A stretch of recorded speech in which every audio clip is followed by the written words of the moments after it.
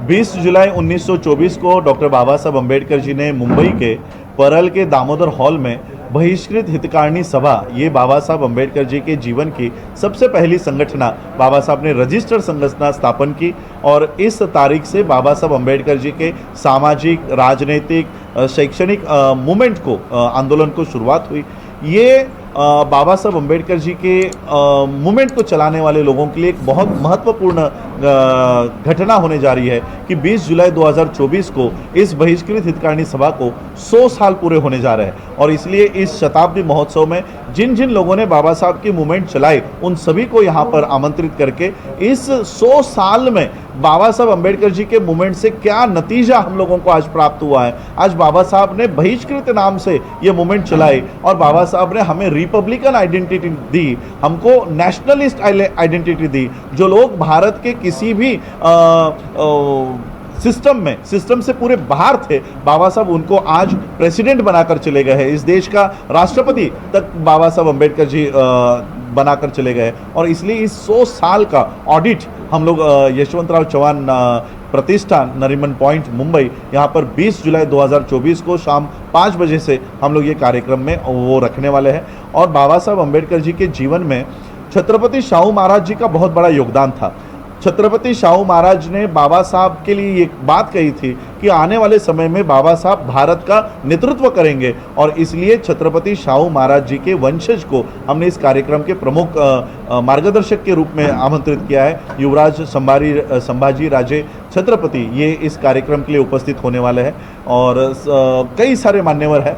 मुस्लिम समुदाय का बहुत बड़ा रोल बाबा साहब को संविधान सभा में पहुंचाने के लिए रहा, इसलिए नसीम सिद्दीकी वो यहाँ पर आ रहे हैं। जैक्सन जोसेफ जी है जो बाबा साहब को बहुत उनके थॉट्स पर काम कर रहे हैं।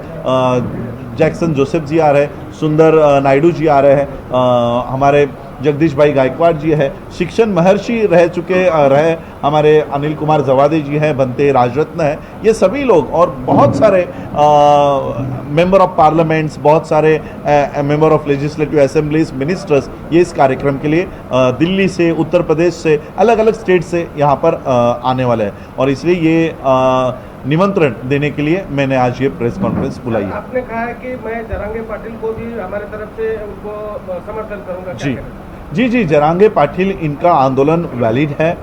उनकी जो बातें उन्होंने रखी है वो खुद इस विषय में बहुत माहिर है। मेरी उनसे 1 से 1.5 घंटा चर्चा चली है। उन्हें एक बारकाई पूरी तरह से उनको पता है और इसलिए मेरा ये कहना है कि वही मराठा जब कोंकण में आता है तो वो रिजर्वेशन के लिए वैलिड है, वही मराठा जब विदर्भ में है तो उसे भी रिजर्वेशन मिल रहा है, लेकिन जो मराठा मराठवाड़ा में जाता है तो वो केवल रिजर्वेशन से बाहर है। और इसलिए ऐसे हालात में हम लोगों को केवल बाबा साहब के परिवार का या वंशज होने के नाते नहीं, भारत के और महाराष्ट्र के लोगों को जरांगे पाटिल को मजबूत करना होगा, उनको उनके हाथ मजबूत करने होंगे, उनके आंदोलन में शामिल होना होगा। किसी का, और मैं तो कहना चाहता हूँ ओबीसी को भी इस बात से डरने की जरूरत नहीं है। मैं तो कहता हूँ कि एक इस देश में कास्ट वाइज सेंसस के लिए गवर्नमेंट ने पहल करनी चाहिए। अगर गवर्नमेंट भारत सरकार नहीं कर रही तो महाराष्ट्र में कास्ट वाइज सेंसस होना चाहिए। जो इन ओबीसी को डर है कि हमारा रिप्रेजेंटेशन कम हो जाएगा, ये किसी का रिप्रेजेंटेशन कम नहीं होगा, बल्कि ओबीसी को भी पता चल जाएगा कि उनका रिप्रेजेंटेशन खा कौन रहा है, एससी का रिप्रेजेंटेशन खा कौन रहा है, हमारे रिजर्व सीट्स पर कौन सबसे ज्यादा ये रिप्रेजेंट कर रहे हैं। 3.5% के लोग आज 51% सीट्स पर, चाहे वो एडमिनिस्ट्रेशन हो, चाहे वो पॉलिटिक्स हो, चाहे वो आपकी न्यायपालिका हो, चाहे वो किसी भी स्तंभ पर, वो सारे के सारे काबिज हो चुके हैं। और इसलिए कास्ट वाइज सेंसस इस सारे प्रॉब्लम का सॉल्यूशन हो सकता है। भारत सरकार नहीं कर रही है तो महाराष्ट्र ने, मेरे ख्याल से उन्होंने पिछले साल मराठा सर्वे शुरू किया था, उसका क्या रिजल्ट निकला पता नहीं, लेकिन हमारा हमेशा समर्थन मनोज जरांगे पाटिल को होगा। सर, क्या जातिगत जनगणना को आपकी संस्था समर्थन करेगी? ऑब्वियसली, हम लोग एज अ बुद्धिस्ट हम लोग जाति व्यवस्था को नहीं मानते, बौद्धों में जात नहीं होती और इसलिए हम लोग खुद ही लोगों को कहते हैं कि बौद्धों ने जात नहीं लिखानी चाहिए, लेकिन भारत की जात जो है ये सच्चाई है। भारत में जात एक सच्चाई है और इसलिए ये जो सवाल जब भारत के लिए आता है अगर इस देश में जात नहीं होती तो इस देश को जाति न्याय जनगणना की जरूरत नहीं है, लेकिन जात तो गली गली में पूछी जाती है। तो जात अगर पूछी जाती है, जाति जानने के बाद अगर हमारे साथ उस तरह का व्यवहार होता है तो जाति गणना तो होनी चाहिए।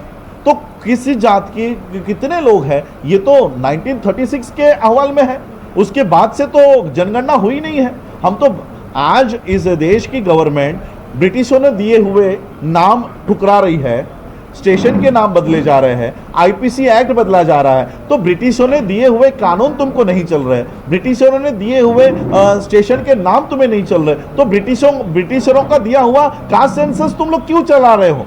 तो खुद इंडिया अपना कास्ट सेंसस क्यों नहीं कर रही है?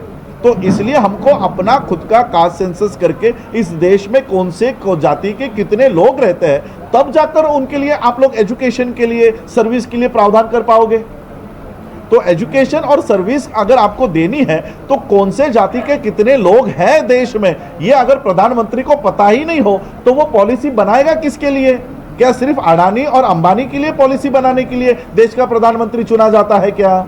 और इसलिए सभी कास्ट के लोगों को उनकी गिनती हो और उनकी गिनती के अनुपात में उनको रिप्रेजेंटेशन मिले, जिसकी जितनी संख्या भारी उसकी उतनी भागीदारी, ऐसा होना चाहिए।